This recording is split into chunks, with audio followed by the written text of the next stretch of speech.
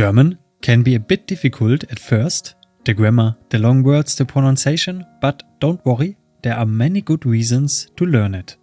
Germany is known for being very organized. There are rules for almost everything. But that's a good thing.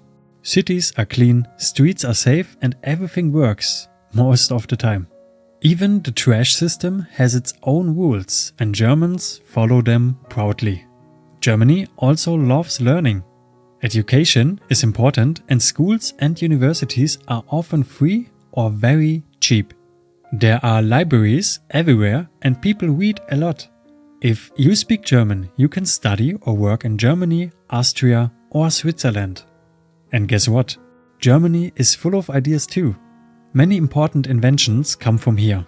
The printing press, aspirin, and even MP3 technology. Germans are curious, creative, and always looking for ways to improve things. So, when you learn German, you are not just learning a language, you are connecting with a culture that values knowledge, respect, and precision. And yes, you might also become a little more on time. I see you in the next video, which will be a normal lesson again. Und bis dahin, ciao.